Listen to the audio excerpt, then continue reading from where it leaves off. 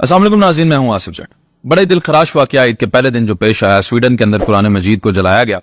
इंतहाई अहम मालूमात हैं इस वीडियो के अंदर, आपने आखिर तक जुड़े रहना है। वो शख्स कौन था जिसने कुरान मजीद को जलाया, उसकी नेशनैलिटी क्या थी, उसके मकासद क्या थे, उसका मजहब क्या था, आखिर वो जला के कुरान मजीद को क्या साबित करना चाहता था, स्वीडन की जो हुकूमत है उसका क्या मौकिफ है, पुलिस ने ऐसा क्यों करने दिया, जुडिशरी का इसमें क्या किरदार है, और फिर उसी दिन प्यूटन ने कुरान मजीद को सीने से क्यों लगाया। ये सारी बातें इस वीडियो में डिस्कस करते हैं। सबसे पहली चीज तो ये कि ये ईद का पहला दिन था जिस दिन कुरान मजीद को जलाया गया और बेहुरमती की गई। इंतहाई अफसोसनाक वाकया है, लेकिन इसका पस मंजर थोड़ा पीछे जाता है। ये शख्स जो है इसका ताल्लुक इराक से था। इराक का ये शहरी था और ये एथियस्ट है, किसी खुदा को नहीं मानता, और ये एक रेफ्यूजी था जिसके पास अब स्वीडन की शहरियत जो है उसके पास मौजूद है। वो शहरी है स्वीडन का, उसके पास पेपर्स हैं। इसका नाम है जी सलवान मोमिका। इससे पहले 3 दफा इस शख्स ने स्वीडन के मुख्तलिफ पुलिस के जो थाने थे वहां पे जाके ये दरखास्त दी कि मैं कुरान के खिलाफ जो है एक एहतजाज करना चाहता हूं और मैं इसको जलाना चाहता हूं। तो स्वीडन की पुलिस ने इसको सीधा सीधा इनकार कर दिया और ये कहा कि इससे जो है मुल्क के अंदर दंगे फसाद हो सकते हैं, हमारी इमारतों के बाहर एहतजाज हो सकता है, तो हम आपको इसकी इजाजत नहीं देंगे। बिलाखिर इसने वहां से फिर अदालत के अंदर रुजू किया और अदालत से उसने ये इजाजत ले ली कि मैं एहतजाज करना चाहता हूं। अदालत ने इसको इसलिए इजाजत दे दी क्योंकि वहां पे जो कानून है आजादी इजहार राय का, तो उन्होंने इसको इजाजत दे दी और कहा, साथ बल्कि पुलिस को ये हुक्म जारी कर दिया कि इसकी प्रोटेक्शन की जाए और इसको आजादी इजहार राय का हक हासिल है। तो इस शख्स ने क्या किया कि ईद के पहले दिन जो स्वीडन का कैपिटल है ना जी स्टॉकहोम, उसकी जो जामिया मस्जिद है, सबसे बड़ी मस्जिद है, उस मेन मॉस्क उसे कहते हैं, उस मॉस्क के बाहर यानी मस्जिद के बाहर इसने नाउजुबिल्लाह अस्तगफिरुल्लाह कुरान मजीद को जलाना शुरू कर दिया, बेहुरमती करनी शुरू कर दी। तो क्योंकि वहां पे लोग थे ईद की नमाज पढ़ने आए हुए थे, उन्होंने इसको घेर लिया और एहतजाज उन्होंने इसके खिलाफ करना शुरू कर दिया, आवाजें कसना शुरू कर दी और एक नारा वहां पे बुलंद होना शुरू हो गया कि गॉड इज ग्रेट। वहां से उठ के फिर एक मुसलमान ने इसको पत्थर मारा।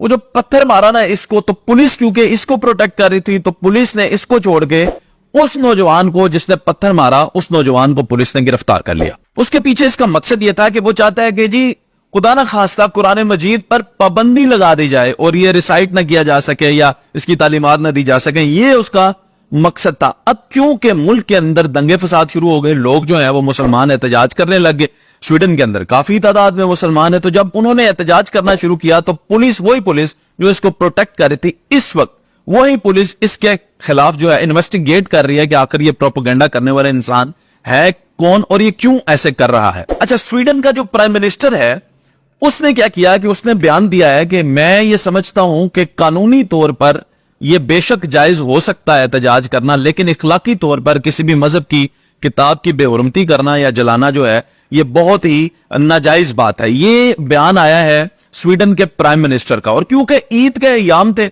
और यूरोप में ये एहतजाज वगैरह और ये चीजें होना शुरू हो गई थी, तो रशिया जो है बहुत बड़ा क्योंकि मुल्क है और रशिया के अंदर काफी सारी इस्लामिक जो है वो स्टेट्स आती हैं। तो जो सदर प्यूटन है रशिया का, वो रशिया का एक इलाका है दरबंद।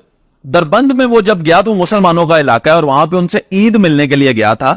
तो जब वो वहां पे पहुंचा तो मुसलमानों ने उसे कुरान मजीद गिफ्ट किया और उसने बहुत बड़ी बात कर दी। प्यूटन ने कुरान मजीद को गले से लगा लिया, सीने से लगा लिया और सीने से लगा ही रखा काफी देर, और फिर उसने बयान दिया। उसने कहा कि वो समझते हैं, यानी कि वो स्वीडन को कह रहा था, यानी कि वो फ्रांस को कह रहा था, उसने कहा कि वो समझते हैं कि ये कानूनी तौर पर जायज है, जबकि ये हरकत रशिया के अंदर इस पे पाबंदी है और मैं ये मेक श्योर करूंगा, ये प्यूटन ने कहा कि मैं मेक श्योर करूंगा कि रशिया के अंदर कोई भी शख्स अगर इस तरह करे तो उस पर कानूनी कार्रवाई और इस ऐसे एक्ट की हम मुजम्मत करते हैं और रशिया के अंदर इस पर पाबंदी लगाते हैं। यानी कि रशिया के अंदर कोई भी शख्स जो है किसी भी मजहबी किताब या किसी भी मजहबी सरबराह के खिलाफ जो है वो इस तरह की हरकत सकनात नहीं कर सकता। तो ये बयान आया सदर प्यूटन की तरफ से। अब मामला अकल सोचती है कि ऐसा क्यों करते हैं ये लोग, हर थोड़े अरसे बाद फ्रांस से, स्वीडन से, आगे पीछे से कोई ना कोई उठता है एक, और उठ के तो नाउजुबिल्लाह अस्तगफिरुल्लाह कुरान मजीद की बेहुरमती करना शुरू कर देता है, कोई हाके बनाना शुरू कर देता है। आखिर इन लोगों को तकलीफ क्या है, जबकि अपने अपने मज़ाहिब परफॉर्म करते हैं, इनको क्या मसला है? तो इनको असल मसला ये है कि इनके अपने मुल्कों के अंदर इनके अपनी बीवी बच्चे, इनके अपने अजीजो अकारब जो है वो तेजी से इस्लाम में कन्वर्ट हो रहे हैं। जिस तरह मैंने आपको पहले भी बताया कि अफ्रीका के अंदर से 1,00,000 بندوں کے ساتھ ایک عیسائی پادری جو ہے اس نے اپنے 1,00,000 فالوورز کے ساتھ اسلام قبول کر لیا. تو یہ چیزیں جو ہیں ان کو بڑی چبھتی ہیں اور پھر ان کو تکلیف ہوتی ہے کہ ہمارے مذہب کو چھوڑ کے لوگ اسلام میں کیوں جا رہے ہیں. تو بڑھتا ہوا دین ہے اور فطرتی دین ہے, تو یہ اس لیے اسلام سے مخالفت اور بغض ان کا اتنا زیادہ بڑھ جاتا ہے کہ پھر یہ اس طرح کی حرکات کرتے ہیں, اور ان کو لگتا ہے کہ ایسی حرکات کرنے سے شاید ہم جو ہے وہ کوئی قانون پاس کروا لیں گے یا یہ کوشش کر لیں گے کہ اسلام کو روکا جا سکے. لیکن اسلام کو روکا نہیں جا سکتا, یہ حرکتیں کرنے سے کچھ بھی نہیں ہوگا. ہاں یہ ضرور ہوگا کہ جو اس طرح کی حرکتیں کرتے ہیں اللہ تعالیٰ کی طرف سے کوئی ایسا عذاب نازل ہوتا ہے ان پہ. اللہ تعالیٰ نے خود کیونکہ قرآن مجید کی حفاظت کی ذمہ داری لی ہے, تو ایسے لوگوں کے خلاف خود ہی کائنات ایک ایسا کھیل رچ دیتی ہے کہ یہ پھر کتے کی موت مر جاتے ہیں, اور پھر اخبار میں خبروں میں یہی آتا ہے فلاں جل گیا, فلاں کو یہ حادثے میں مارا گیا. تو ان لوگوں کے ساتھ ہونا تو یہی ہے. لیکن اگر آپ اختلاف رائے رکھتے ہیں اسلام سے تو بہترین طریقہ ہے ڈیبیٹ کریں, آئیں ہمارے اسلامک سکولرز کے ساتھ بیٹھیں, بات کریں. اور یہ تو ایتھیسٹ تھا, یہ تو کسی خدا میں بھی نہیں مانتا تھا, لیکن اس کو پھر بھی دین اسلام جو ہے وہ بڑی تکلیف دیتا. تو یہ مکمل معلومات تھیں اب تک کی اس واقعے سانے کے حوالے سے, اور اب امید ہے کہ سویڈن کی جو پولیس ہے وہ بہت جلد اس شخص کو گرفتار بھی کر لے گی.